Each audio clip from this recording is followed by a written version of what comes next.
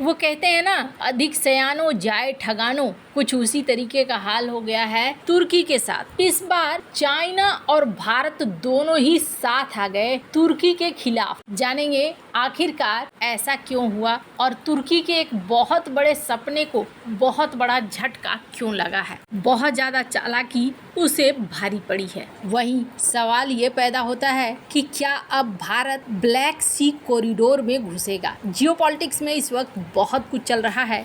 हमेशा की तरह वर्ल्ड मिरर के इस एपिसोड में जानने को मिलेगा बहुत कुछ, इसलिए वीडियो को अंत तक जरूर देखें। यूं ही बड़े बुजुर्ग नहीं कह के गए हैं, जरूरत से ज्यादा जो चालाकी दिखलाता है उसके लिए हालात बहुत ही बुरे हो जाते हैं। और ऐसा ही एक देश है तुर्की। तुर्की सिर्फ अपने फायदे के लिए जीता है, और जब अपने फायदे के लिए जीता है तो सामने वाले को बड़े से बड़ा झटका दे देता है। जैसे कि नाटो का मेंबर होते हुए इसने रूस से S-400 खरीद लिया। रूस ने समझा कि अब ये मेरा दोस्त हो गया है, इसके साथ उन्होंने दोस्ती भी बढ़ानी शुरू कर दी। और उसके बाद अभी क्या कर रहे हैं अर्दोगन को F-35 चाहिए तो वो रूस के S-400 को छोड़ने के लिए तैयार है। अब ऐसे में क्या होता है, ऐसे शख्स का भरोसा करना आसान नहीं होता है। अभी अर्दोगन ने पाकिस्तान के साथ मेल मिलाप करके सबसे बड़ा टेंशन खड़ा कर दिया है, और जिस तरीके से खुलेआम अर्दोगन आए, अर्दोगन के लिए अब वो महंगा पड़ना शुरू हो चुका है। एक बहुत ही महत्वाकांक्षी परियोजना है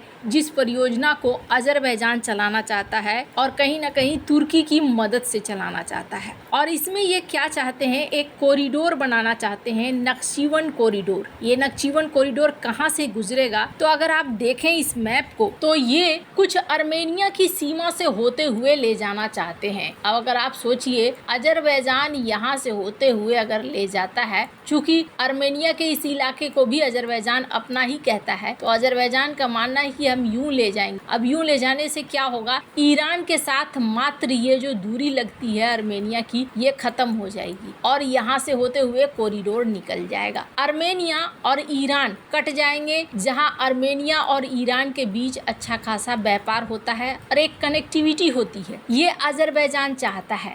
अजरबैजान इसके जरिए क्या चाहता है, इस पूरे इलाके को लेते हुए ये जाकर तुर्की से मिले और तुर्की के साथ एक कॉरिडोर बना ले। अर्मेनिया क्या इस चीज को मानेगा? अर्मेनिया भी अब इसके उपाय ढूंढ रहा है और अर्मेनिया चाहता है कि अब भारत की यहाँ पर एंट्री हो। और भारत कहाँ आए? भारत ब्लैक सी में आए। ब्लैक सी में आने का रास्ता भारत का कहाँ से होगा, किस तरीके से पहुंचेगा ब्लैक सी में? ब्लैक सी तो यहाँ रहा। ब्लैक सी कॉरिडोर बनाए भारत और अर्मेनिया, इसमें ईरान भी शामिल हो। अब ये ब्लैक सी कॉरिडोर बनाने के लिए भारत को किस तरफ से गुजरना होगा? भारत को यहाँ पर ईरान के रास्ते गुजरना होगा और ईरान से होते हुए अर्मेनिया से होते हुए पहुंचना होगा ब्लैक सी में, और ब्लैक सी से यूक्रेन या यूरोप तक भारत का रास्ता बन सकता है। अर्मेनिया यहाँ भारत के सपोर्ट में खड़ा रहना चाहता है। हालांकि आपको बता दूं, एक इसी तरीके की रूट की परिकल्पना पहले भी हुई है नॉर्थ ईस्ट कॉरिडोर के रूप में।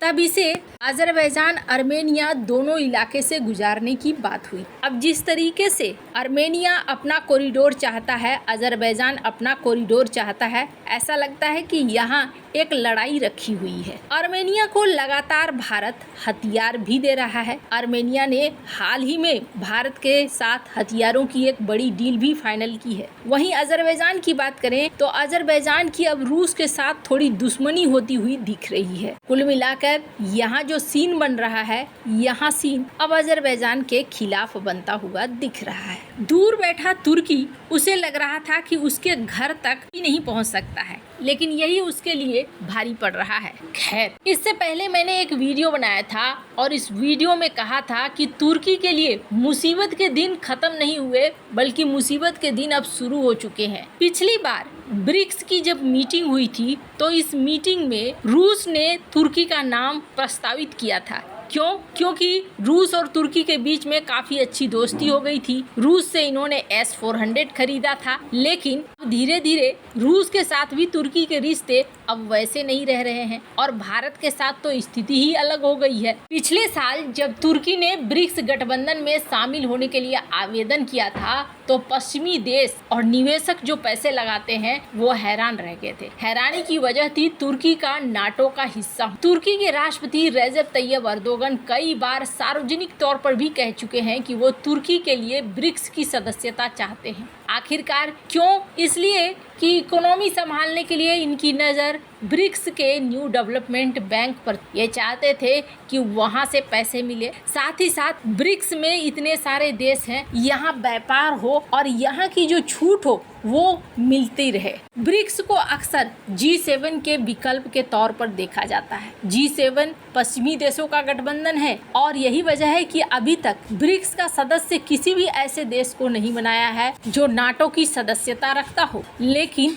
एक साल पहले जैसे ही अंकारा यानी कि तुर्की ने अपना आवेदन बढ़ाया, वैसे ही लोग सोचने लगे कि तुर्की को शामिल करके आखिरकार क्या करना है। फिर भी तुर्की यहाँ पर बन गया पार्टनर कंट्री, यानी कि दूर बैठकर देख सकता है एक पहला कदम। लेकिन इस बार उसकी असली परीक्षा थी और इस बार तो इसके साथ अलग ही लेवल का खेल हो गया। कहा जा रहा है कि इनके विदेश मंत्री यहाँ पर पहुँचे थे, इस आशा में पहुँचे थे कि यहाँ ब्रिक्स उन्हें इस बार पूर्ण सदस्यता के लिए ऑफर दे देगा, लेकिन इसका उल्टा देखा गया। पहले भी कहा है कि अर्दोगन जिस तरीके की नीति पर चल रहे थे उसको लेकर कोई भी कहेगा कि अर्दोगन एक ऐसे व्यक्ति हैं जिन पर भरोसा नहीं किया जा सकता है। पाकिस्तान का खुलकर साथ देकर उन्होंने बहुत ज़्यादा दुश्मनी भी पैदा कर ली और जिस तरीके से अर्दोगन अपने साम्राज्य को फैलाना चाहते हैं और ओटोमन साम्राज्य को लाना चाहते हैं, वो अब भारत जैसे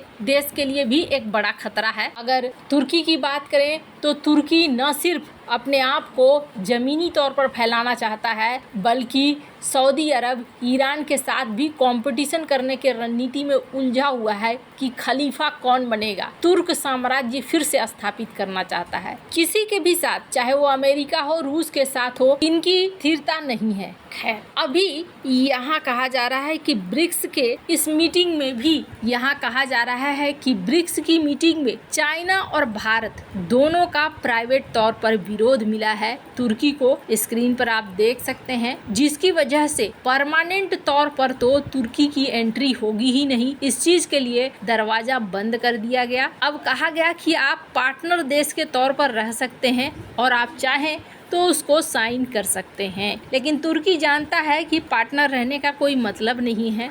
एक तरीके से ये हो गया कि आप टेबल के बाहर बैठकर सिर्फ देख रहे हैं। जैसे कि G7 की बात करें तो G7 में अभी भारत को बुलाया जरूर जाता है क्योंकि भारत एक बड़ी इकोनॉमी है, लेकिन भारत क्या करता है? भारत वहां जाता है, G7 की टेबल में नहीं बैठता है, बाद बाकी देशों से द्विपक्षीय बातचीत करता है और द्विपक्षीय रिश्तों को बनाता है। कुछ MOU और एग्रीमेंट साइन हो गए तो हो गए। ऐसा ही ब्रिक्स के साथ है। अब चाइना क्यों विरोध कर रहा है? सबसे बड़ी बात यह है, चाइना दो कारण से विरोध कर रहा है। पहला कारण ये है कि तुर्की नाटो का मेंबर है और दूसरा कारण यह है कि तुर्की कई बार खुलेआम तौर पर उइगर मुसलमानों के समर्थन में कहता है। इस वजह से भी चाइना तुर्की के अगेंस्ट है। साथ ही साथ भारत की बात करें तो भारत तो पाकिस्तान को जो मदद करी है तुर्की ने, उस वजह से विरोध में है। आपको क्या लगता है, परमानेंट तौर पर तुर्की के लिए दरवाजा बंद होकर सही हुआ या नहीं? कमेंट कर अपनी राय जरूर बताएं। जल्द मिलते हैं अगले वीडियो में नई खबर के साथ।